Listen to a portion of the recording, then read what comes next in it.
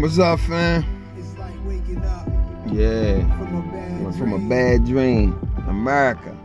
Listen, man, I'm not gonna get into, you guys know how I feel about Colin Kaepernick, the protest, what he protests, the reason he protests, what's going on in America, all the injustice. But first I want to say this. The NFL owners, by not acknowledging and respecting the fact that Colin was protesting because of what's going on in the inner cities and actually throughout this country, maybe even in the outer skirts, even in the outskirts of the city, to black men at the hands of the police. And not just that, the fact that black people are dying at an alarming rate throughout this country, and a lot of it is based on systemics. It's based on the conditioning.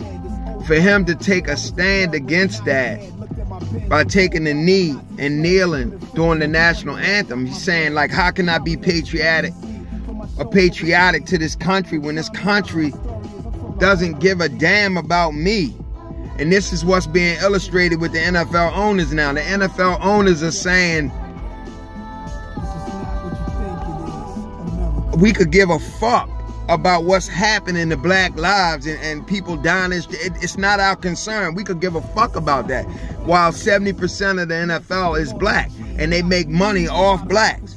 I remember Jimmy the Greek.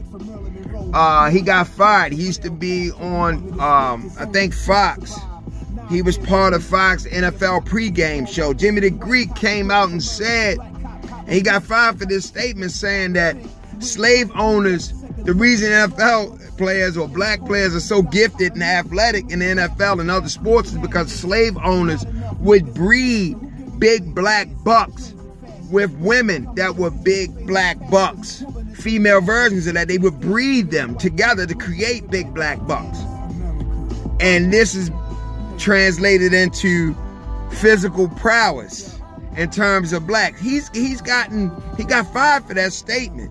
So the mentality, the owner's mentality, and that mentality that exists is real. We're gonna make money off these big black bucks, but as far as their life, humanity, moral value, any intelligence, anything that they contribute to the American society, we could give a fuck about that. Only thing you can do for me is to make me millions by going out on the field and performing at a high level and using your physical prowess, you know what I mean, to compete in a Neanderthal type of sport. So with that, ultimately, our continued support to the NFL, meaning black men, you ultimately are saying you don't give a fuck about how they care about you. You're going to continue to support and buy their product and buy into the NFL regardless. They shit on you, give you their ass to kiss, but yet everybody is lined up getting ready to watch football. I hear people coming out and say, yeah, I support them, but I love football. I understand. It's an addiction. We all are addicted to the sport. But sooner or later, we got to take a stand on something. We can't just keep allowing motherfuckers to give us their ass to kiss. And we keep kissing it and keep taking the fucking physical, mental abuse and just not making any kind of change, and then, you know, expecting them to give a fuck about us or expecting change to come. We have to be the change. Now to Ray Lewis, Stephen A. Smith, Jason, whoever this guy is, Whitlock, I don't even watch him. For them to come out and make a statement against Colin's girlfriend tweeting the Django Unchained character Samuel Jackson played in that movie, hugging the slave owner, and saying typically depicting Ray Lewis as this. Well, Ray Lewis, if you listen to him, what he's saying right now, he's confirming the tweet. He's confirming her picture. Ray Lewis comes out and says, we were getting ready to sign Colin. First of all, it's such an adolescent's response, and it's so immature, and it's that same shit you do as a child. See, I was just getting ready to give you that candy until you said that about me. That shit is so adolescent. You're supposed to be a spiritual man, a man of God, and such a leader of men, but you're behaving like a child. That's a child's response. And I'm actually going to put Jim Brown in the equation as well. But that right there symbolizes the exact sentiment that she tweeted out. We were getting ready to sign. We in the back room talking about we. Why the fuck is Ray Lewis constantly saying we? Bisciotti owns the Ravens. These owners own these teams. They own you. They own their quote-unquote slaves. And this is what the house nigga, this is typical house nigga behavior. The house nigga, now I wasn't a slave. I didn't live during that time.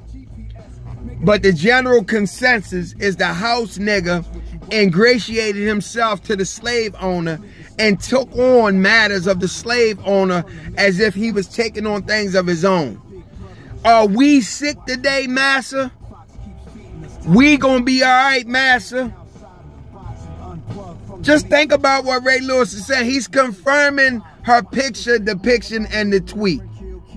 And as far as Jim Brown and all the rest of these guys go, Stephen A. Smith, I honestly believe because the black community, I don't care what nobody say, you want to be loved by what you come from.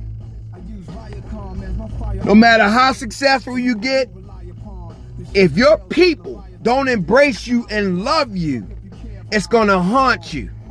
Ray Lewis, Stephen A., Jim Brown, all. Now, Jim Brown has done a lot of work in the community, so I commend him and I respect him, and I want to still respect him.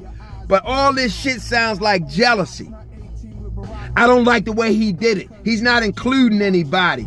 The man took a knee solid protest. He wasn't, I don't think he was even trying to create a movement. He was following his heart. So he didn't have to come to Ray Lewis, Jim Brown, or anybody else to confirm some type of movement. Sounds like to me they jealous of the man because America, black America has embraced Colin and they love him. That's that hate. That's that hate shit. I'm done. One love.